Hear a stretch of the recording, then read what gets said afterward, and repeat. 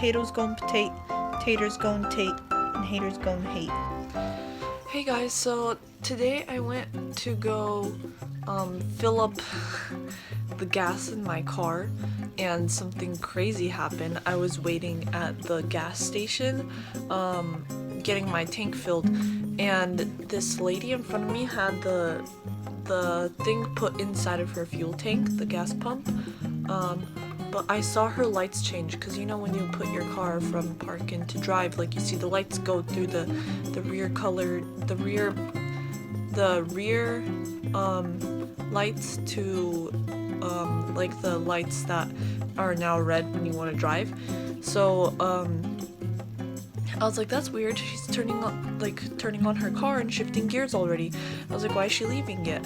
Like, she still has the thing in her car. And then she slowly starts moving forward. And I'm like, okay, that's really weird. She moves a little faster, so then I lay on my horn and I honk a few times. And then she keeps going. But the guy that was pumping gas in my car looks at me and then looks at where I'm looking. And then he starts yelling, he's like, hey, hey, hey! And then she doesn't stop still. She only stops when the hose actually breaks. And it like split in one spot of like the hose, and like this huge metal part just like flew back and hit her car.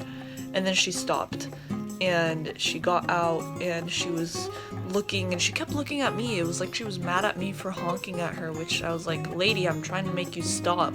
Like, if someone honks at you, you stop, especially at a gas station, to see like what's going on, especially if someone's yelling. I just thought it was funny. The guy was yelling at her, she was yelling at the guy.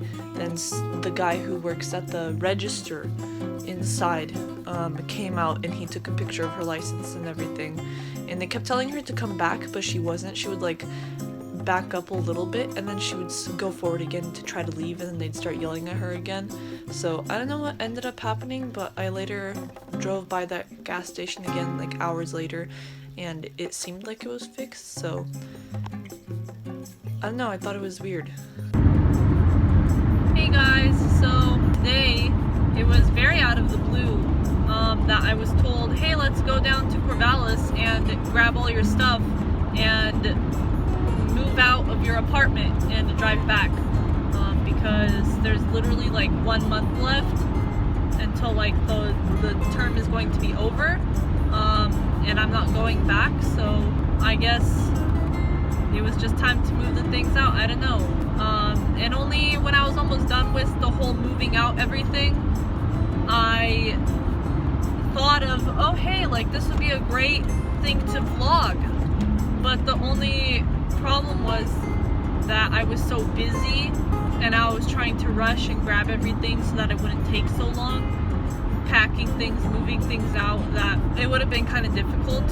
After I cleaned out my room, I went over to my workplace. I work at the Asian and Pacific Cultural Center at my university, and I know that we have this community garden outside of our center, and we have green onions growing there, so I know that my mom would have really liked the green onions, so I told them to follow me over to my center and I took them to the garden. I gave them a tour of the whole center. I really started like getting emotional once I got back in my car and I was like driving out. You know, it hit me that like I'll never see that place again. I drove past the recreation center, Dixon, and I have so many memories there, and that was really hard for me to drive by and just look at it. I'll never be going there again to do what I've been doing all 4 years. Being part of Taekwondo club there, being an officer, especially for the last 2 years, you know, hanging around with people who are literally like my second family there. Yeah, it was tough. I spent so many nights there. Again, at the center, I've had so many fond memories too for the last 2 years. My coworkers, they were like a second family too. I really hated being at OSU. I had a lot of great experiences, a lot of terrible experiences during my attending at OSU, and I tried to transfer twice. But I think what really kept me sane at OSU was my coworkers and the Taekwondo club and my roommates and they gave me that feeling of belonging and community, and helped me become the person that I am, helped me really open up and just be myself without feeling like I'm judged, without feeling like I have to reserve some part of myself because it's not accepted or it would be pushed back on. And I'm really gonna miss that. I'm really gonna miss these people, the friendships I've made with them. They really do feel like another family. Yeah, I'm sorry. I know moving out would have been great footage. I know my room, I would have loved to have one more picture of my room. It's going to be forever in my memory what my room looked like.